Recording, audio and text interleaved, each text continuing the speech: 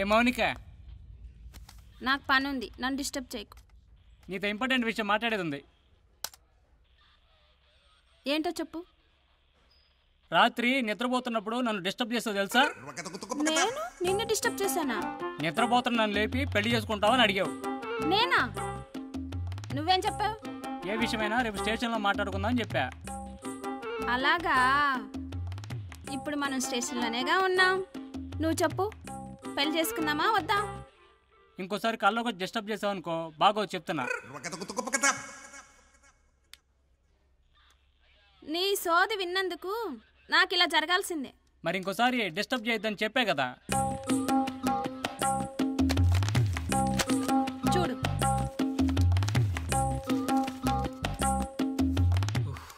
హెడో sir.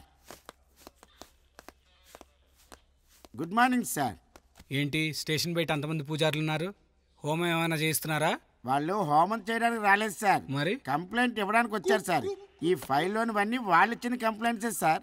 Complaint ఏంటి? దొంగతనం sir. ఎవరు చేశారు? నేనే చేశానండి. తులసి మొక్కను తుంచాలంటేనే అపరాధ మంత్రం చదివితే గానీ తుంచమండి. అలాంటిది ఇతగాడు మహాపరాధం చేశాడండి. మహాపరాధం అంటే ఏంటండి? అదేనండి దొంగతనం. ఓహో, మీ గుళ్ళో నగలు, విగ్రహాలు, హుండీలో డబ్బులు ఏమైనా కొట్టేశాడా?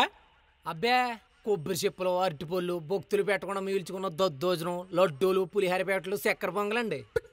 నువ్వెక్కడి దొంగవిరా బాబు? ఎవడు టచ్ అయిన యాంగిల్లో దొంగతనం చేస్తున్నావు? ఈ పోటీ ప్రపంచంలో ఏ అవకాశాన్ని వదులుకోకూడదు సార్. అయ్యా పంతులు గారు, కొట్టేసింది కొబ్బరి చెప్పులేగా, లైట్ తీసుకోండి. హారతి బళ్ళల్లో 10 రూపాయలు వేసే వాళ్ళకన్నా కొబ్బరికాయలు కొట్టే వాళ్లే ఎక్కువ ఉన్నారండి. సింపుల్ గా కొబ్బరికాయలే కదా అని తీసిపారేయకండి సార్. అయినా వీళ్ళ దగ్గర ఎందుకురా దొంగతనం చేశావు? మనిషి జీవితంలో పైకి రావాలంటే బుద్ధ బలంతో పాటు దైవబలం కూడా చాలా అవసరం అండి. నేను ఒక పెద్ద గజ దొంగను కావాలని దేవుని గుళ్ళో అచ్చుళ్ళు పూజలు చేయమని అడిగానండి.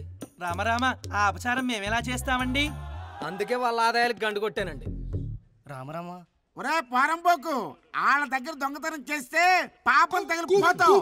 నేను ఇంకా పోలేదు అంటే నాకు పాపం తగలనట్టే కదా సార్. బీపీ రేజ్ అయిపోతుంది. వీడిని ఏం చేద్దాం సార్? వీడి కొబ్బరి తీసి పచ్చడి చేద్దాం. ఇడ్లీ కాంబినేషన్ చాలా బాగుంటది. నా సెల్లిదే కదా. ఇది ఎక్కడ దొరికాడు సార్ మనకి? కొట్టండి, వాటి చిత్తకు కొట్టండి, ఎముకల్లో సన్నం లేకుండా కొట్టండి. కనికరం లేకుండా కొట్టేశారు బాబా. అయ్యి బాబోయ్, కొత్త కానిస్టేబుల్ అనుకుంటా. అమ్మా, ఎక్కడ కొట్టకూడదు అక్కడ కొట్టారు బాబోయ్. నాడు కొట్టేశారు.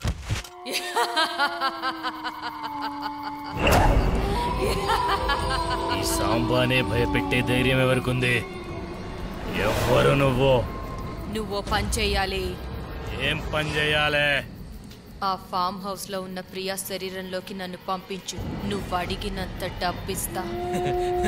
డబ్బు కోసం నేను ఏమైనా చేస్తా.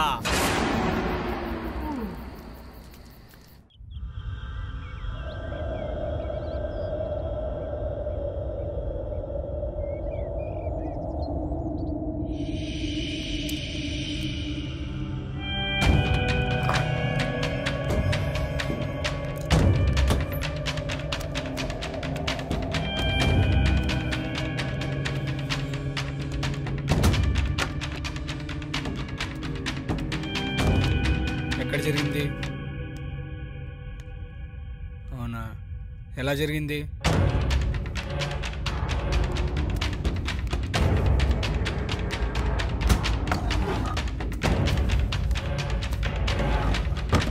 ఎవరు వెళ్ళారు అక్కడికి? ఓకే, ఫోరెన్సిక్ వాళ్ళు వచ్చారా? సరే సరే. రే యాదగిరి, నువ్వేం చేస్తావో నాకు తెలియదు. ఆ అమ్మాయి జాతకం తీసుకురా.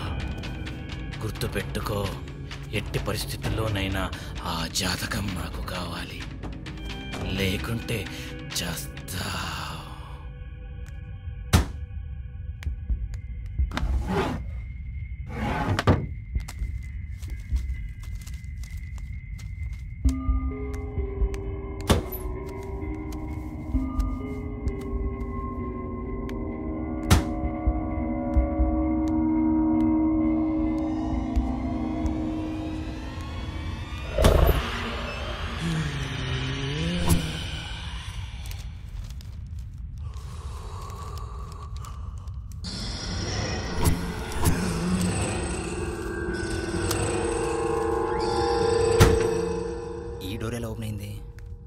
ఏమోలే.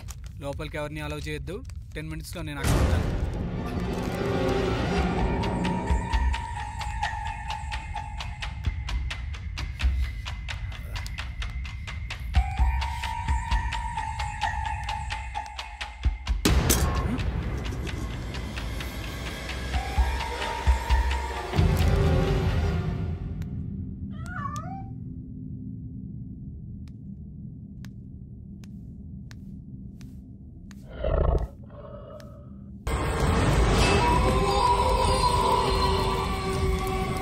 సాంబా సాంబా సాంబా. ఏంట్రా యాదగిరి? ఇదిగో అమ్మాయి జాతకం పేపర్.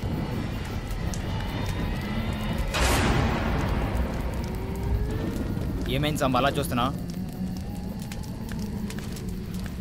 ఈమె దైవాంశ సంభూతురాలు, అందుకే ఏ ఆత్మ ఈమెని ఏం చేయలేకపోయింది. ఏంటి సాంబా నువ్వు అనేది? రేపు ఒక్కసారి ప్రియని తీసుకురా ఇక్కడికి. సరే సాంబా.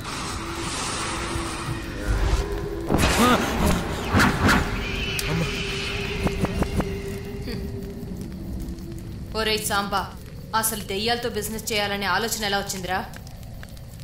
ఏదో ఫ్యామిలీ బిజినెస్ అలా కంటిన్యూ చేయాల్సి వచ్చింది. ఇంతకీ నన్ను ఎప్పుడు పంపిస్తావు? అమ్మాయి శరీరంలోకి ఆత్మను ప్రవేశపెట్టడం అంత సులభం కాదు. సాక్షాత్తు ఆమెపై దేవి అనుగ్రహం ఉంది. కానీ ఆదివారం అమావాస్య రోజున అకుంఠిత దీక్షతో ఆ శరీరంలోకి నిన్ను ప్రవేశపెడతాను. ఏ విధంగానైతే లోపలికి వెళ్ళావో అదే విధంగా బయటికి రావాల్సి వస్తుంది. ఇందులో ఏ విధమైన లోపం జరిగినా శాశ్వతంగా అందులోనే ఉండాల్సి వస్తుంది.